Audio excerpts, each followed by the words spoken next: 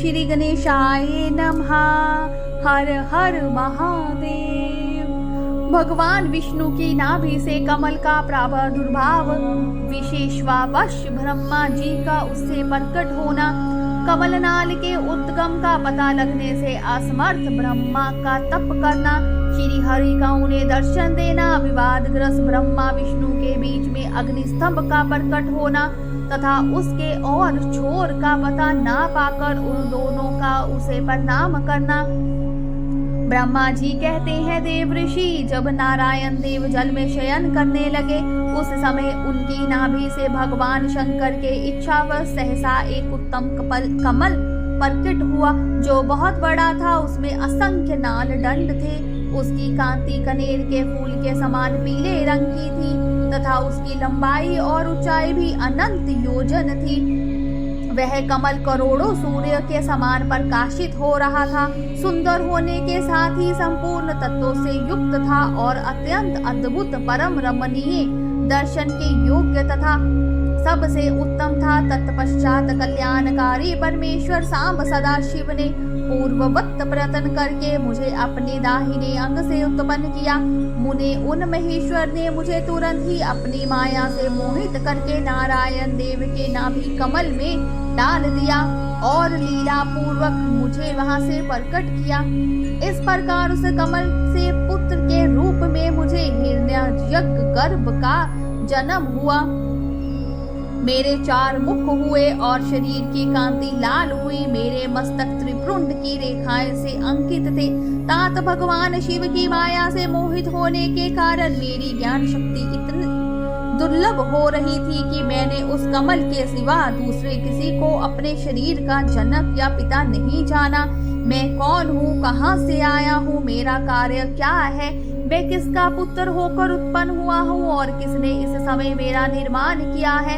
इस प्रकार संशय में पड़े हुए मेरे मन में यह विचार उत्पन्न हुआ, मैं किस लिए मोह में पड़ा हूँ। जिसने मुझे उत्पन्न किया है उसका पता लगाना तो बहुत सरल है।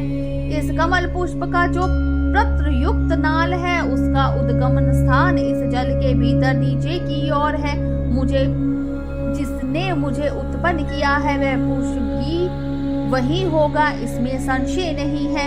ऐसा निश्चय करके मैंने अपने को कमल से नीचे उतारा। मुने मैं उस कोमल की एक एक नाल में गया और सैकड़ों वर्षों तक वहां भ्रमण करता रहा, किंतु कहीं भी उस कमल के उद्गम का उत्तम स्थान मुझे नहीं मिला।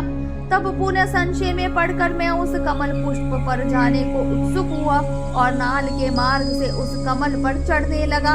इस तरह बहुत ऊपर जाने पर भी मैं उस कमल के कोश को ना पा सका। उस दशा में मैं और भी मोहित हो उठा। मुने उस समय भगवान शिव की इच्छा से परम मंगलमयी उत्तम आकाशवाणी प्रकट हुई जो मेरे मोह का विध्वंस करने वाली थी। उस वाणी ने कहा, तपस्या करो। उस आकाशवाणी को सुनकर मैंने अपने जन्मदाता पिता का दर्शन करने के लिए उस समय पुनः प्रयत्न पूर्वक 12 वर्षों तक घोर तपस्या की। तब मुझ पर अनुग्रह करने के लिए 4 भुजाओं और सुंदर नेत्रों से सुशोभित भगवान विष्णु वहां सहसा प्रकट हो गए। उन परम पुरुष ने अपने हाथों में शंख, चक्र, गदा और पद्म धारण कर रखे थे। उनके सारे अंग सजल धल जल की धार के समान श्याम्य कांति से सुशोभित थे। उन परम प्रभु ने सुंदर पीतांबर पहन रखा था। उनके मस्तक आदि अंगों में मुकुट आदि महामूल्यवान आभूषण शोभा पाते थे। उनका मुखारविंद प्रसन्नता से खिला हुआ था। मैं उनकी छवि पर मोहित हो रहा था। वे मुझे करोड़ों कामदेवों के समान मनोहर दिखाई दिए। उनका वह अत्यंत मनोहर रूप देखकर मुझे बड़ा आश्चर्य हुआ। वे सांवली और सुनहरी आभा से उदासित हो रहे थे। उस समय उन सत्व रूप पर सर्व परमात्मा 4 भुजा धारण करने वाले महाबाहु नारायण देव को वहां उस रूप में अपने साथ देखकर मुझे बड़ा हर्ष हुआ। तदनंतर नारायण देव के साथ मेरी बातचीत आरंभ हुई। भगवान शिव की लीला से वहां हम दोनों में कुछ विवाद छिड़ गया। इसी समय हम लोगों के बीच में एक महान अग्निस्तंभ ज्योतिर्मय लिंग प्रकट हुआ। मैंने और श्री विष्णु ने क्रमश ऊपर और नीचे जाकर उसके आदि अंत का पता लगाने के लिए बड़ा प्रयत्न किया, परंतु हमें कहीं भी उनका और छोर नहीं मिला। मैं थक कर ऊपर से नीचे लौट आया और भगवान विष्णु भी उसी तरह नीचे से ऊपर आकर मुझसे मिले। हम दोनों शिव की माया से मोहित थे। श्री हरि ने मेरे साथ आगे पीछे और अगल बगल से परमेश्वर शिव को प्रणाम किया। फिर वे सोचने लगे, यह क्या वस्तु है, इसके स्वरूप का निर्देश नहीं किया जा सकता, क्योंकि ना तो इसका कोई नाम है और ना कर्म ही है। लिंग रहित तत्व ही यहाँ लिंग भाव को प्राप्त हो गया है। ध्यान मार्ग में भी इसके स्वरूप का कुछ पता नहीं चलता। इसके बाद में श्री हरि दोनों ने अपने चित्त को स्वसत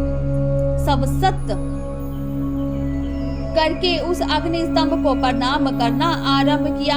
हम दोनों बोले, महाप्रभु, हम आपके स्वरूप को नहीं जानते।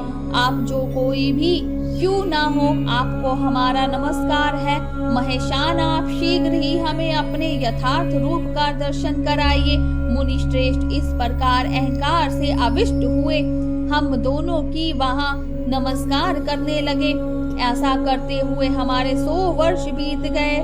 बोलिए शंकर भगवान की जय, उमापति महादेव की जय। हर हर महादेव।